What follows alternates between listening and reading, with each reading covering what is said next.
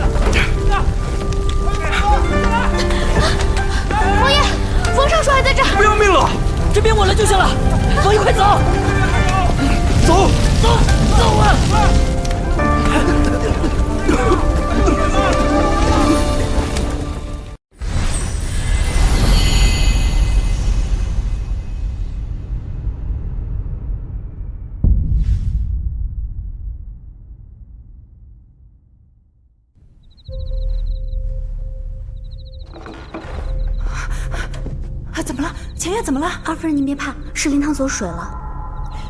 灵堂走水？那老爷呢？老爷呢？二夫人莫着急，老爷被及时抬出，分毫无伤。老爷被抬出来了，一定是老爷，一定是老爷来了！老爷来找我了！二夫人，老爷来找我了！二夫人，老爷来找我了！没事，二夫人，没事，没事，二夫人。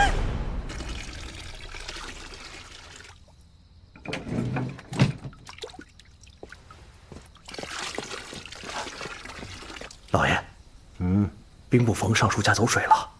什么？冯尚书家走水了？是啊，听说安郡王也在冯府呢。他这是又想干什么？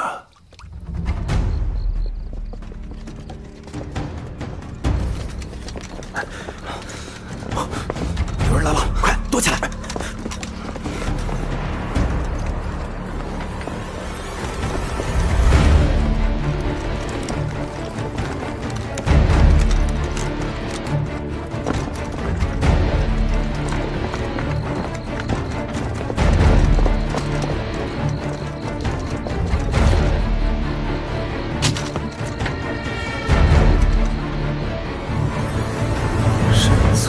军营，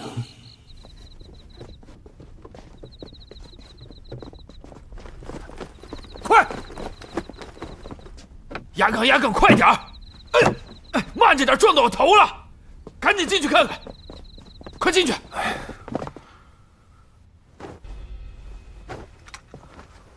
让他们都出去吧。是。我们先出去吧。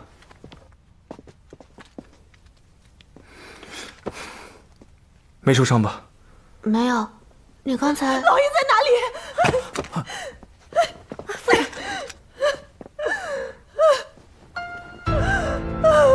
老爷呀，老爷呀！安郡王，我冯府何曾得罪过你？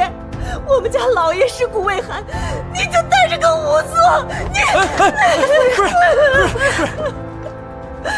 白日里的事我已不做计较，没想到你竟如此恶毒，让人纵火烧我夫君灵堂。萧景瑜，告发你的事是我做的，你要想报复我，你就杀了我。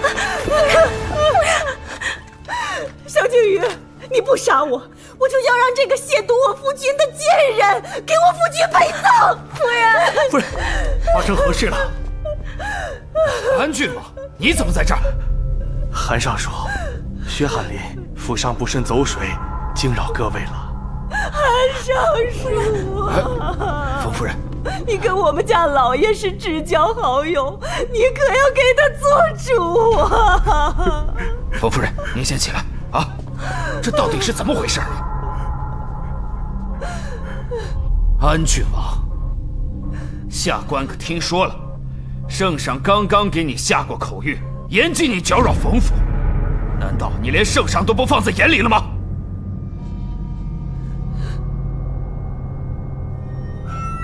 方夫人，方才我也听见了几句，这里恐怕有些误会。误会？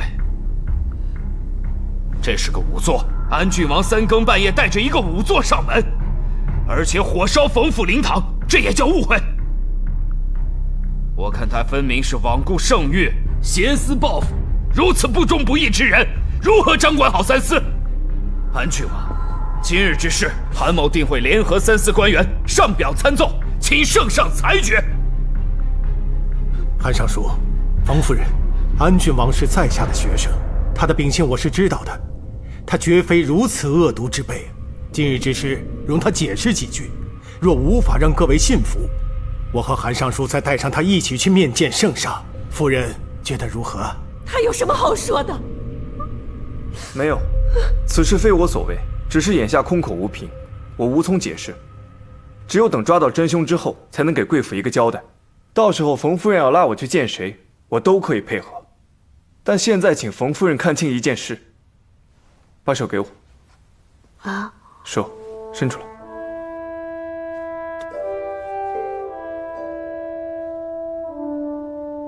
他方才被困火场，拼了性命也要拖冯尚书的遗体庇护，这伤便是拖拽时的磨痕。若非他拼死江湖，遗体早已付之一炬。无论纵火的人是谁，此事都与他无关，容不得你如此羞辱。王爷，你闭嘴。夫人，算了，夜已经深了，惊扰了四邻，传扬出去，与老爷的名声无益，还是早点让老爷入土为安为要啊。禀夫人，我在灵堂里发现了这个，不知这是何物，就在老爷棺材附近。哎呀，定是从房上烧落的。诸位大人面前别大惊小怪。冯夫人还有什么要我解释的吗？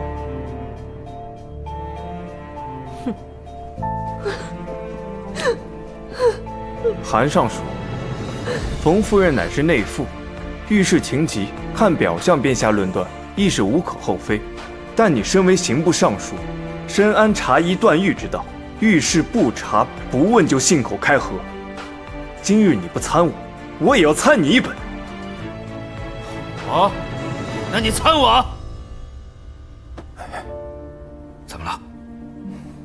歪了。什么歪了？你的棺歪了。被轿子撞了。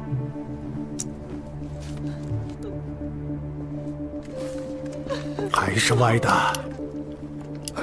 躲开，躲开，躲开！人呢？这个安郡王，周汉，你个蠢货，你还能干点啥？迟早老子得让你害死！孙公公，孙公公，师傅，坏了！周汉那小子又失手了。又失手了。本来眼看着就要得手了，那女仵作呀，也差点烧死在灵堂里。什么？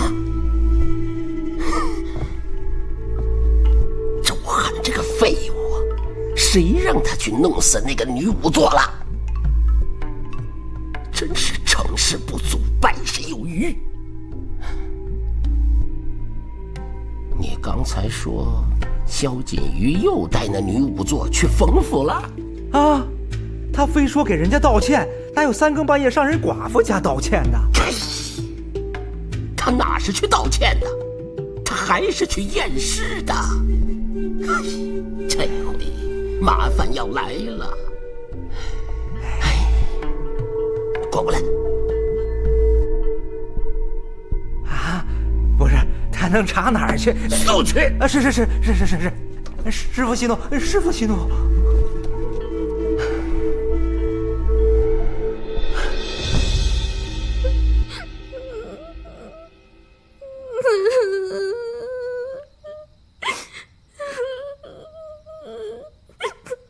楚姑娘，楚姑娘。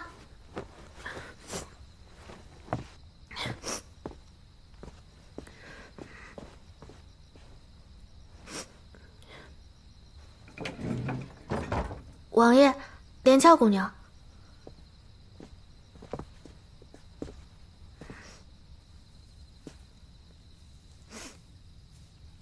连翘，你去厨房看看安参汤煮好了没有？是。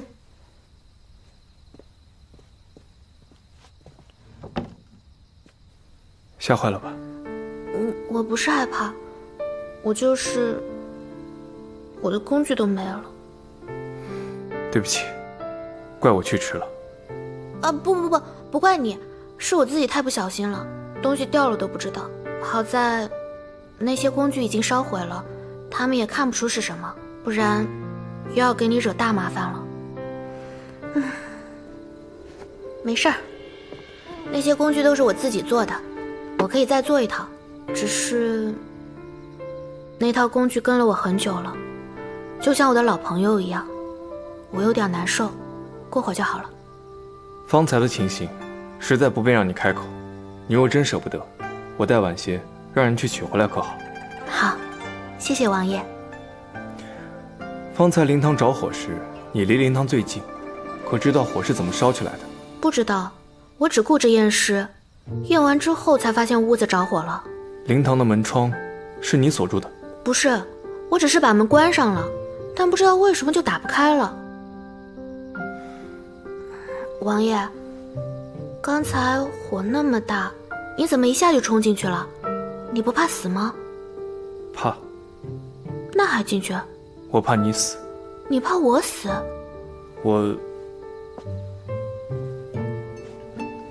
我怕你死了，我还要连夜写陈情文书归档。记着，无论在何时何地，再遇到这样的情况，要先想法子保住自己的性命。烧毁一具尸体和烧死一个活人，于衙门于我所要面对的是截然不同的。可是还有侍卫大哥，你怕我死，也不用自己冲进来吧？若进去的只有吴江他们，你是会先逃出来，还是会跟着他们一起护尸体出来？当然是护尸体啊！所以我才必须进去，将你先行带出来。我知道在你眼中死者亦有生命，你可以用性命去换他们完好，但在我看来，将你送去验尸的是我就必须护你周全。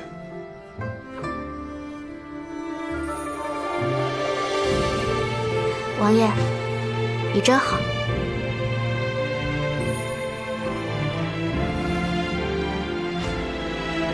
尝尝这葡萄吧，西域送来的。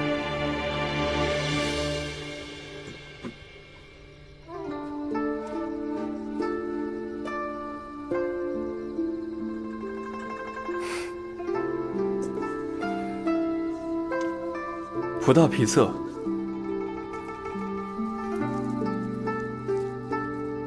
要这样才好吃。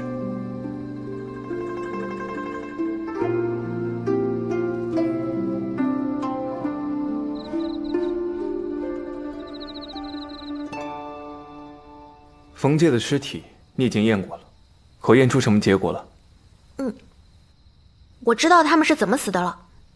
我仔细地看了冯尚书头上的伤，他左侧眉骨处是被拳头击打的伤，这一拳促使他右侧后脑撞击到了平滑的硬物上，出现了细小的骨裂。这和那2名死者是一样的，我现在可以确定了，他们就是被这一拳给害死的。可是据冯府的人说，冯介是在酒楼受的伤，如果这一拳足以致死，那他也没命恢复。而且你也说过，这些细小的裂缝并不足以致人死命。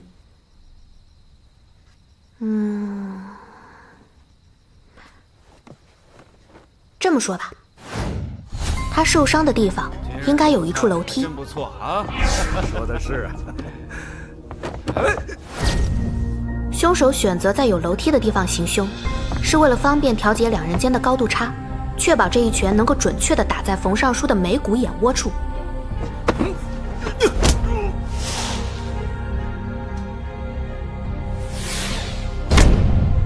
冯尚书的后脑磕在凸起的硬物上，从而出现一道细小的裂缝。不过，这伤不会致人当场死亡，甚至不会觉得疼，所以冯尚书当时觉得没什么要紧，就没把这伤放在心上。这叫什么事儿？但是这道细缝会使他的脑袋里渐渐地出现血肿，过不了半个时辰，血肿就会让他整个人变得晕晕乎乎的，说不清话，走不稳路。这就是你说的脑袋里的东西？对，我已经查过了，那2个死者后脑的伤也是这样的，不过他们已经死了有段时间了，就算这会儿打开脑袋也验不准了。打开脑袋？你把冯介的脑袋打开了？对啊，不打开脑袋怎么看他脑袋里有没有血肿啊？我仔细验过了，他脑袋里确实有血肿，再加上他又服了药性强烈的防药，使得气血上涌，伤情急剧恶化，人就突然死了。刚才看冯介的尸体，分明是完好的。当然是完好的，我打开检验过之后就把它给合上了。打开又合上了？对啊，这就像是衙门里的官差进案发地搜查一样，进去的时候打开房门，那走了不得给人家关上？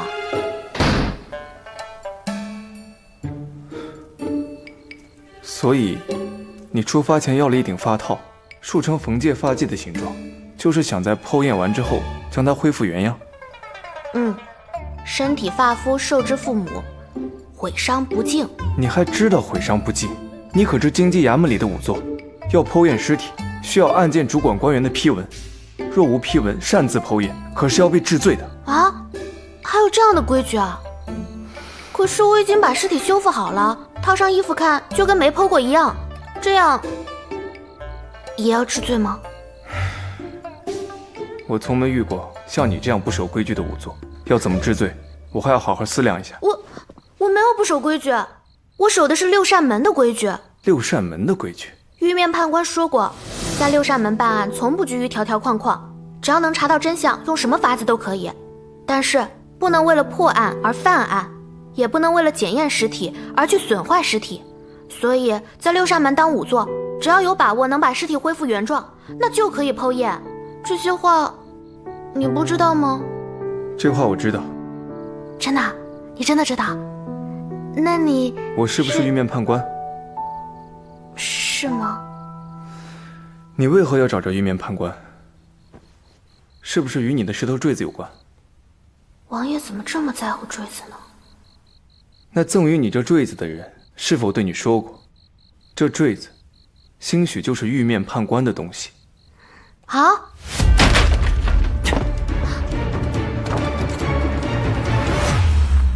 景大人，你怎么飞进来了？我都飞了大半夜了。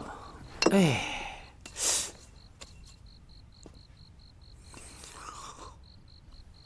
纵火之人追到了。哎呀，王爷，你就不能装作不知道，夸我几句吗？直说就是了。5个人，蒙面夜行衣，全是练家子。我一路跟着他们，看到他们最后进了神策军军营。又是青鸾。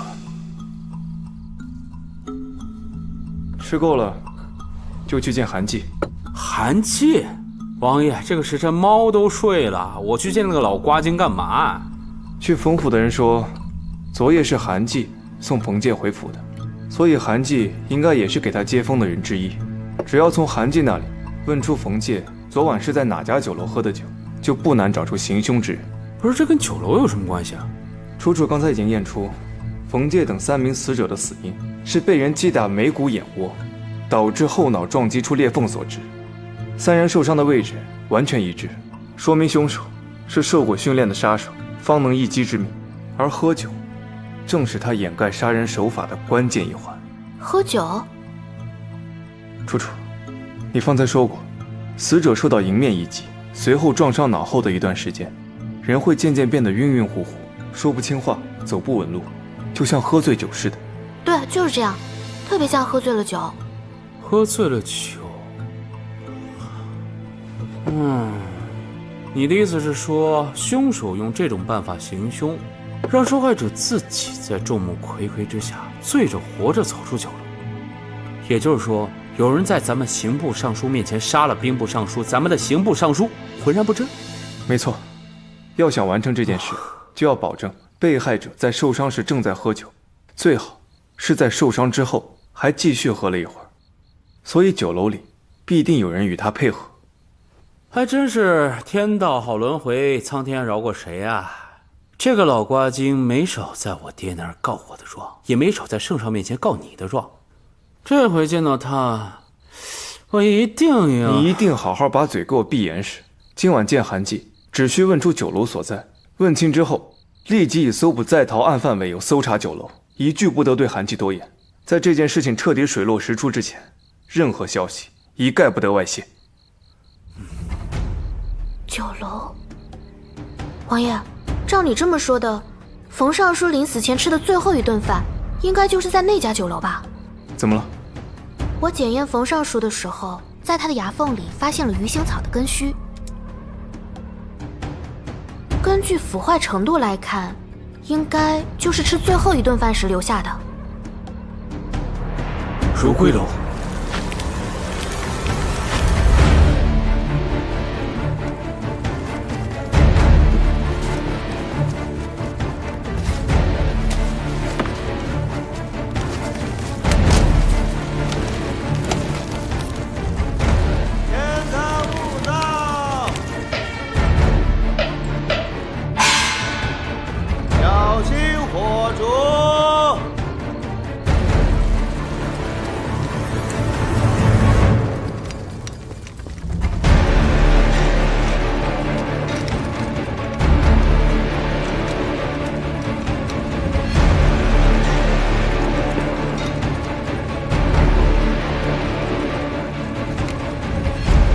凶手竟然在如此招摇之处公然行凶，这如归楼定难逃干系。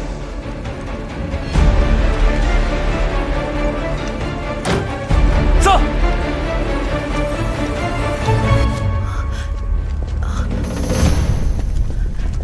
安郡王，谨上卿，真是稀客呀！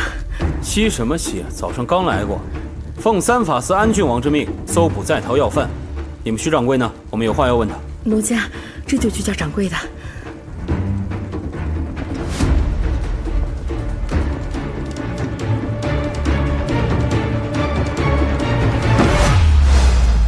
这里果然就是凶手行凶的地方。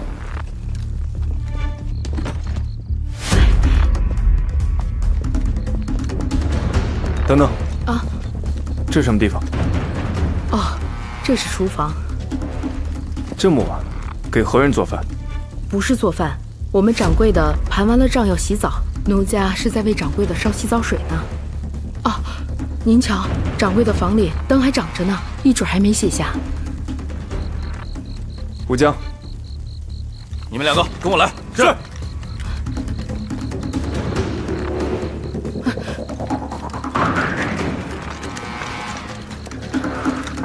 掌柜的，安郡王来了，说是我。哎，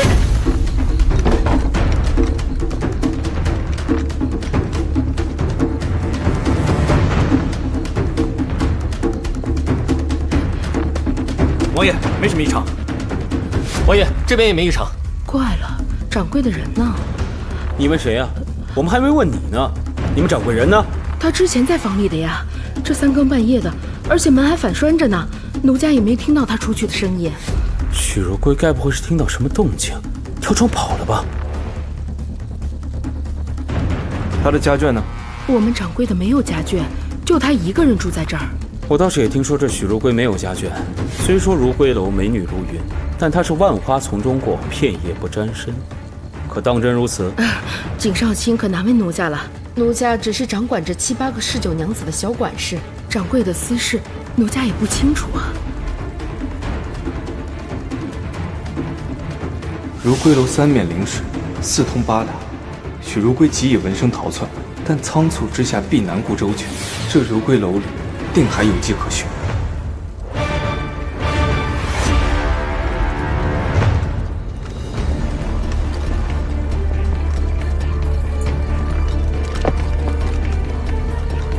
怎么样，王爷？里面没发现什么情况。传令下去，立刻封锁如归楼，务必找到许如归，无论是死是活。是。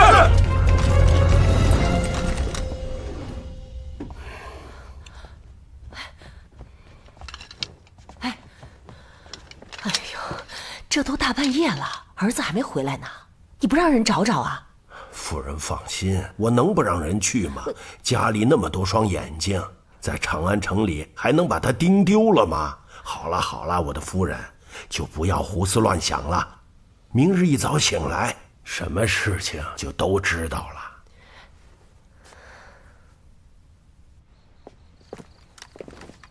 王爷，你刚才说可能有一具尸体才叫我一起来的，说的就是那个徐掌柜吗？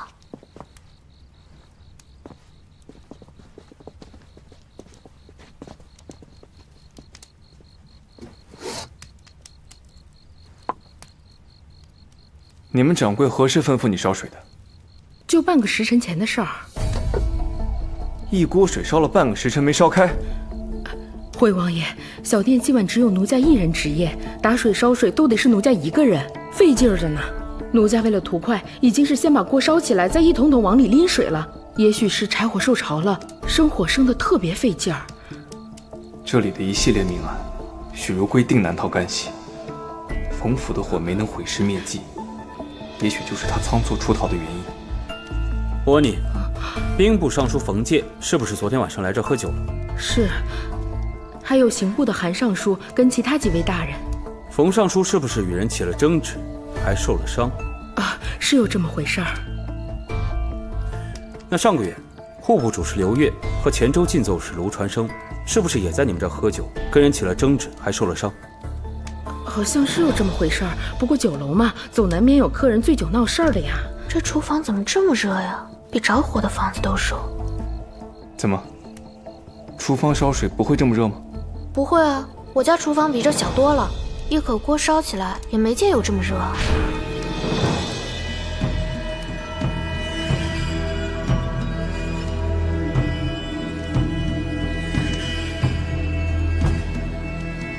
小姐，你的手刚受伤，这墙是热的。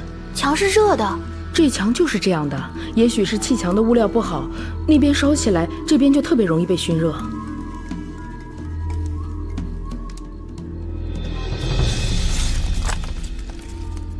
安郡王，这样可以了吧？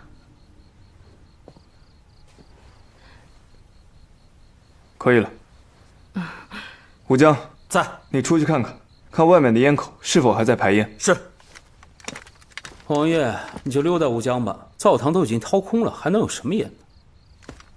王爷，外面的烟口还在出烟，还出着烟呢？火不是灭了吗？哪来的烟？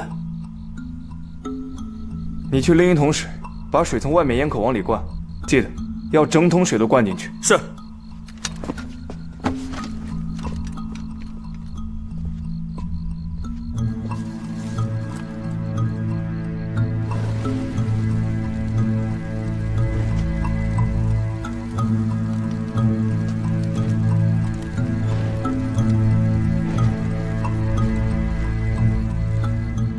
王爷，卑职开始倒水了。好。怎么水声这么大，水流这么小啊？王爷，一桶水都倒完了。全倒完了，一滴没洒啊？全都倒完了，一滴没剩。怎么可能啊？一桶水全倒进来了，这灶堂里怎么才这么点水？什么？没流进来？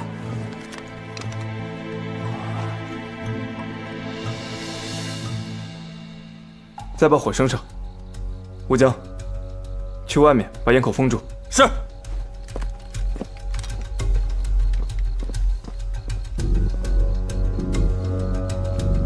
堵烟口，王爷，你这是想？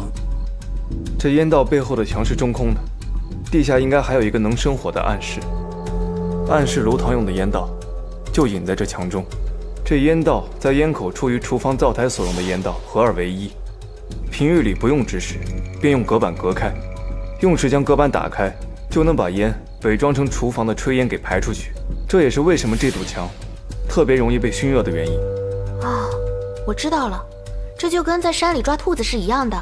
从一个洞口烧火放烟，兔子就会从另一个洞里钻出来。王爷，是这个道理吧？算是吧。那就是说，许如归藏在地下的暗室里面。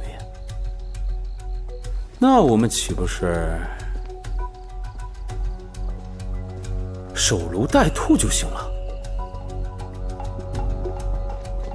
启禀王爷，许如归卧房有情况。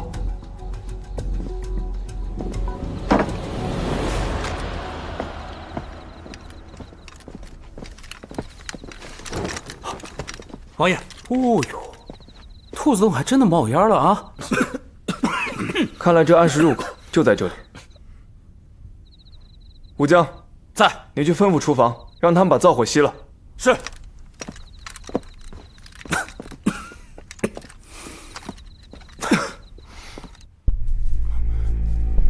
师傅，您睡了吗？什么事儿啊？楼里的事儿都办好了。知道了。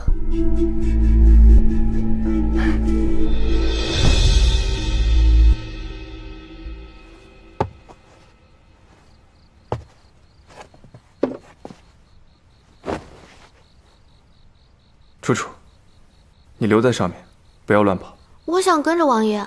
这入口需要有人看守，万一有人将这入口封住，我们就都危险了。我听王爷的。你也在这儿看着。是。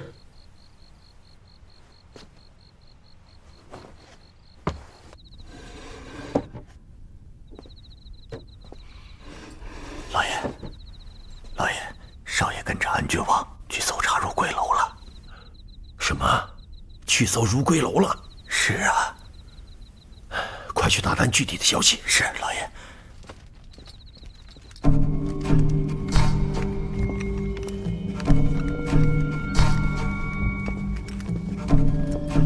还真挖了个兔子洞。王爷小心点儿。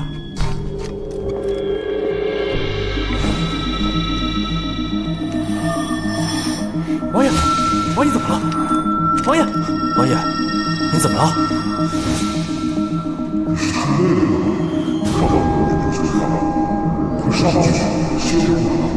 武将，哎，你跟锦衣去查。是，您把王爷扶回去。王爷，慢点，小心。王爷，小心，慢点，王爷。王爷，你这是怎么了？无妨，就是有点累了。张云，卑职在。那长氏娘子呢？在外面候着呢。你要人去看好她，莫要让她随意与旁人接触，以防串供。是。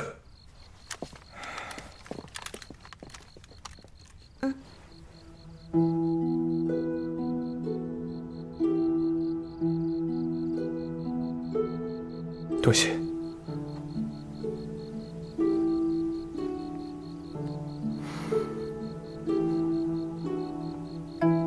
王爷，你是不是进不得没窗的地方呀？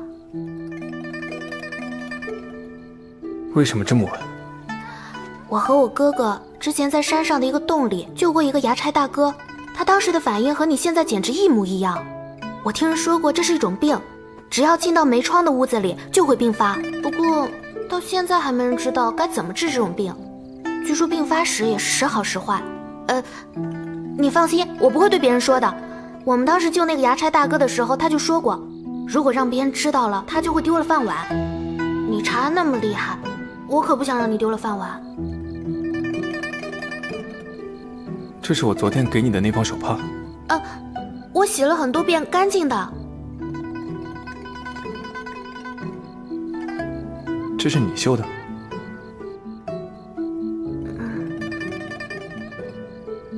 你要是不喜欢，王爷，京府来人，说是景少卿营夜未归，景阁老和夫人放心不下，便让人出来询讯。他们出门见大理寺的人都朝这边来了，就过来问问消息。你去与他们说，景逸今夜随我办差，不回去了，请景阁老和夫人放心，让他们早些休息。是。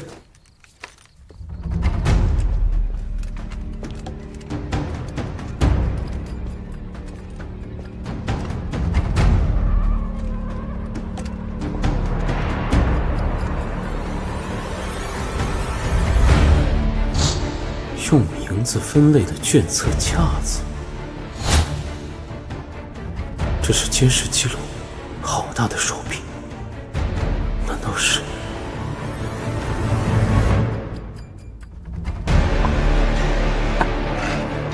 你看，这应该就是王爷说的党烟版吧？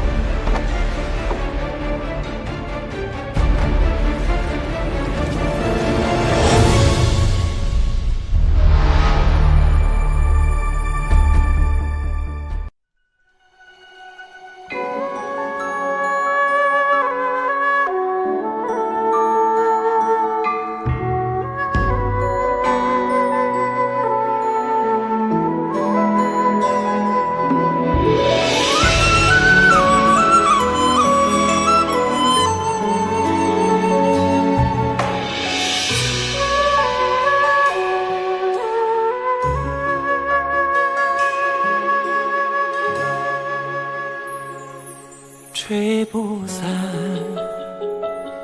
剪不断，没遇见是对你的想念。月光寒，天色晚，尘世间冷暖，唯有你身边，拥抱让我眷恋。闭上眼，又相见，在耳边拂过你的发线。岁月长，情意浅，人世间遗憾，没有你相伴，多远都走不散。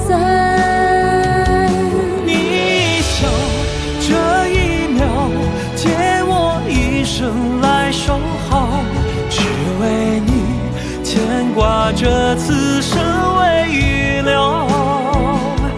人未了，情未了，终于为了你落脚，能借我一生来依靠。